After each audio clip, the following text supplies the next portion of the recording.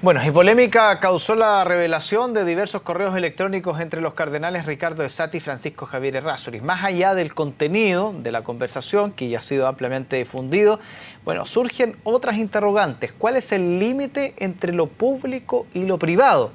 ¿Cómo diferenciamos, por ejemplo, un tema de interés nacional con otro de carácter particular? Queremos profundizar en esta materia y tomamos contacto con Pablo Violer, analista de políticas públicas de la ONG Derechos Digitales, a quien le damos la bienvenida a esta hora. ¿Cómo está? Buenas tardes, Germán. Muy bien. A ver, obviamente estas son otra de las interrogantes que quedan abiertas después de este conocimiento que hay de estos mails que se hicieron públicos y que, bueno, en teoría son privados. Y ahí es donde se genera la primera pregunta, y que lo hicimos en la introducción. ¿Cómo ustedes evalúan esa situación que se está poniendo también con estas preguntas sobre la mesa? Sí, aquí lo importante es tener en cuenta que no existe una distinción entre lo público y lo privado. Las comunicaciones privadas son siempre privadas y así lo garantiza la Constitución de la República. Por tanto, estas comunicaciones entre los cardenales y el arzobispo están protegidas por la Constitución y por tanto no pueden ser violadas. En ese sentido, claro, habría existido una violación por dar a conocer una conversación que es privada. Pero ¿cómo nosotros nos podemos resguardar, quienes usamos el sistema constantemente, de que las conversaciones quedan en un ámbito privado cuando en estos momentos no solamente esa conversación no quedó en el ámbito privado, sino que ya es conocida por todo Chile? Aquí no se sabe cómo llegó estas comunicaciones a la prensa. Entonces la persona aquí que efectivamente cometió una vulneración de los derechos fundamentales de estas personas es la persona que reveló esta información. La prensa está protegida porque tiene reserva de fuentes. Ahora, ¿qué pasa cuando hay situaciones dentro de un mail, de un contenido que es privado, pero que eventualmente podrían vulnerar la ley o que podrían ser parte de una información importante de un proceso judicial o que cambia la historia de un proceso judicial? En fin, ¿cómo nosotros podemos evaluar si es que ese contenido puede ser un aporte público aunque pertenezca al mundo privado? Eso es un muy buen punto, porque la única circunstancia en la cual se puede revelar el contenido de una comunicación privada es al interior de un procedimiento judicial, penal, y debe existir una resolución judicial previa de un juez, en particular de juez de garantía. Y por tanto esa información solo se hace pública una vez que se abre la carpeta investigativa. En otras circunstancias no es lícito revelar información o comunicaciones privadas. Y aún en el caso de que haya una resolución judicial que se haya abierto en la carpeta investigativa, nosotros como Derechos Digitales creemos que el juez debe tomar las providencias para proteger la privacidad de las personas. Bueno, desde el punto de vista del derecho digital, ¿qué tan avanzado estamos en nuestro país en cuanto a legislación, en cuanto a resguardo de lo que ocurre en el sistema web? La verdad es que esto no es un asunto de lo digital y en lo análogo. El derecho a la privacidad corre en la vida diaria, corre en el Internet, corre en todas partes. Es el mismo derecho que se manifiesta en distintas circunstancias. Por tanto, no es una distinción si es en Internet o no es en Internet. La Constitución garantiza la inviolabilidad de las comunicaciones para todos, en todas las circunstancias, y la única excepción es aquella que yo te menciono. Ahora, si es que en el caso que una persona, estamos poniendo casos hipotéticos, manda un mail obviamente en un nivel de conversación, pero yo ese mail lo empiezo a mostrar a un grupo de personas y se empieza a hacer entre comillas público porque lo quise mostrar, y el mail, el contenido siempre está dentro del mismo mail, pero el conocimiento se empieza a hacer público. El revelar esa información a otros que no sea dentro de ese círculo, ¿pasa también a ser un delito, por decirlo de alguna manera? Ahí hay que calificar si efectivamente es un delito o no. El sistema penal tiene una serie de regulaciones respecto de si una acción se comete con dolo, se comete con intención de dañar, etcétera, etcétera. Efectivamente existe un delito en el Código Penal de divulgar información que se realizó en un ámbito privado. Sin embargo, si una persona lo hace por accidente o lo hace sin una intención de dañar, habría que entrar a analizar el caso concreto. Por tanto, no es blanco y negro. Lo que sí es importante tener en cuenta es que en este caso concreto, efectivamente no existió una utilización de las personas que eran parte de esta comunicación y por tanto no es lícito divulgar esa información. Ahora, ¿qué pasa con unas preguntas que hicimos respecto al interés nacional, respecto al interés particular? En este caso, ¿se puede generar esa discusión respecto al ámbito en el cual se circunscribió? Que estamos hablando, por ejemplo, del caso Caradima, del caso, en fin, que tuvo una connotación pública importante y que esa información en algún minuto podría haber sido relevante para, en ese caso, ¿puede haber alguna... ¿Cómo se lo digo? ¿Puede haber alguna salvedad en que esa información se haga pública o claramente acá se está vulnerando el derecho privado de la persona? Efectivamente existe una tensión. Por un lado existe el derecho de las personas a acceder a la información y el derecho a la transparencia, y por otro lado existe el derecho a la vida privada de las personas y a la inviolabilidad de sus comunicaciones. A la pregunta que tú me haces, efectivamente, que una comunicación o una información tenga interés público o interés nacional, efectivamente no hace ceder el derecho a la inviolabilidad de las comunicaciones.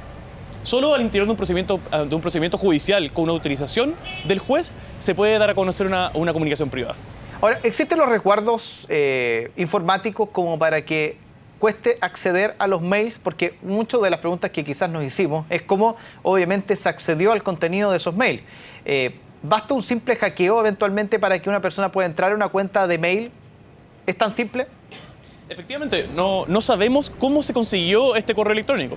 Puede ser que uno de los afectados haya dejado su cuenta abierta y una persona haya sacado una captura de pantalla de los correos electrónicos, o puede haber existido un hackeo de sus cuentas. Si ese es el caso, entonces estamos ante una infracción de la ley de delitos informáticos y por tanto se puede perseguir a través de esa normativa.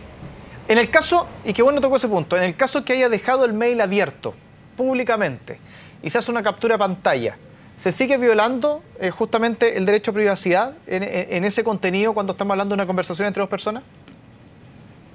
Efectivamente, en cualquier caso que se divulgue una información de carácter privado sin la autorización expresa de sus intervinientes, está vulnerando el derecho a la privacidad de las personas y la inviolabilidad de sus comunicaciones.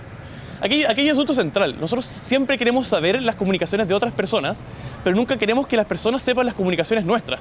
Por tanto, del derecho se hace cargo de eso, y por eso que tiene un celo particularmente relevante al momento de proteger las comunicaciones privadas de las personas. Eso es lo más relevante. Bueno, a juicio de ustedes, ¿qué se está generando con toda esta situación? Porque más allá del hecho de lo que acaba de pasar, quizás que es lo que reventó, lo que acaba de pasar con ambos cardenales, esta conversación que se filtró a la prensa, ya se viene conociendo hace bastante tiempo una serie de otros mails, tanto de procesos judiciales como no procesos judiciales, que se están haciendo públicos y que finalmente están poniendo este tema de la privacidad en la discusión pública. A juicio de ustedes, ¿qué se está generando? ¿Qué tipo de ambiente se está generando? ¿Y cómo se debiese regular eventualmente toda esta situación? Efectivamente, existe un descuido generalizado por el derecho a la privacidad de las personas, y se cree que es un derecho que puede ceder ante otras circunstancias importantes. Nosotros, desde Derechos Digitales, defendemos la noción de que el derecho a la privacidad es un derecho humano y por tanto debe respetarse. Y nuestra misión, en el fondo, es concientizar respecto de la importancia de respetar dicho derecho. Pero ¿existe realmente conciencia de respetar ese derecho? Porque a todas luces, al parecer, de acuerdo a la situación que ocurrió estos últimos meses, no sé si hay tanta conciencia respecto a respetarlo, y por otro lado los riesgos que se corre con esta divulgación. ¿Tú me preguntas si existe efectivamente conciencia? Exactamente. Claro, o sea, al interior de los procedimientos judiciales son los jueces los que deciden, y los jueces deciden respecto de la legislación que existe. Hoy día nuestra legislación protege la privacidad de las personas. Pero es que se la protegiera, ¿por qué, por ejemplo, en los procesos judiciales, si supuestamente hay mails que se mantienen dentro de un proceso judicial, después la prensa u otros actores terminan accediendo a esa información que en teoría debiese ser privada? A eso pregunto a nivel de conciencia, porque pareciera ser que dentro de los mismos sistemas de investigación ese concepto no está tan claro. Eso es una discusión bien interesante. Los correos electrónicos, en casos como en el caso Penta, se hicieron públicos una vez que se abre la carpeta de investigación. Y eso pasa cuando se formaliza a las personas. Cuando se formaliza a las personas, nace la pretensión punitiva del Estado. Y por tanto, esa información se vuelve de interés nacional y se hace pública. Sin embargo, hay que sopesar con otros intereses. Por ejemplo, ¿qué pasa cuando una persona es investigada y finalmente es encontrada inocente? Es que ahí entonces... Luego de años... Sí, no, escucho. Claro, luego de años tú buscas en Google a esas personas y todavía te salen saliendo los antecedentes, y esas personas, en todos los términos sociales, cuando buscan trabajo y una serie de otras circunstancias, siguen siendo culpables a la luz pública. Por eso te decía que incluso al interior de los procedimientos judiciales, y cuando se abre la carpeta investigativa, de todas formas el juez debería tomar medidas para proteger la privacidad de las personas. Yendo a ese tema, entonces, por eso le preguntaba hace un rato atrás respecto a que si existe la regulación correcta, o hay todavía ciertas falencias como para que se den esos espacios de los cuales estamos hablando. Han habido casos donde, claro, la carpeta investigativa se hable, hay un interés nacional y se dejan abiertos esos mails, pero hay otros procesos donde esa carpeta muchas veces no se ha abierto y sin embargo se filtra esa información. En los casos en que se filtra, a pesar de no haberse abierto la carpeta investigativa, efectivamente estamos ante una infracción a las leyes que protegen la privacidad y una vulneración de los derechos de las personas afectadas. Ahora, recientemente la Comisión de Constitución y Legislación se aprobó el proyecto de ley de tramitación electrónica de expedientes y nosotros participamos de esa discusión para poner el punto respecto de la privacidad de esos expedientes, a fin de que no se armara una especie de DICOM judicial, en donde todo el mundo pudiese buscar a través de los expedientes judiciales los antecedentes de las personas, incluso cuando fuesen encontradas inocentes. Finalmente, lo que se decidió es que un auto acordado de la Corte Suprema va a regular respecto de qué información en esa tramitación virtual de expedientes será pública y cuál se va a proteger. Entonces, nosotros estamos a la espera de ese auto acordado de la Corte Suprema para, en el fondo, evaluar si efectivamente se va a proteger la privacidad de los ciudadanos. Y eso se va a traducir en la práctica ¿cómo, por ejemplo? Por ejemplo, achurando los nombres de las personas en determinadas resoluciones judiciales. Eso está regulado en otros países. O sea, es un tipo de regulación que en Chile todavía hay falencia. O sea, si existe falencia en ese ámbito y se va a incorporar, a su juicio, ¿qué otras cosas debiesen incorporarse como lo que ocurre quizás en el extranjero con otro tipo de regulaciones? Por ejemplo, solo hasta hace poco se podía buscar dentro de las causas penales a través del RUT. Eso la Corte Suprema lo modificó este año o el anterior, pero es muy reciente. Y en los casos civiles todavía se pueden buscar a las personas por RUT. ¿Cuál es el problema de eso? Que grandes empresas o individuos pueden armar bases de datos con eso, y eso incluye tu información financiera o incluso se da para discriminación laboral. En muchos casos, personas buscan trabajo y el empleador busca en el Poder Judicial o en Internet y encuentra que ese trabajador ha demandado a su empleador a la inspección del trabajo y esa persona es discriminada. Por eso, en ese sentido, nosotros decimos que hay que proteger a esta persona y se tiene que proteger su derecho a la privacidad para que no se den este tipo de arbitrariedades. Ahora, una persona que viola el derecho a la privacidad, por ejemplo, en este caso los mails, ¿a qué tipo de pena arriesga? ¿A qué se está exponiendo con esto? Efectivamente, se puede exponer incluso a penas de cárcel.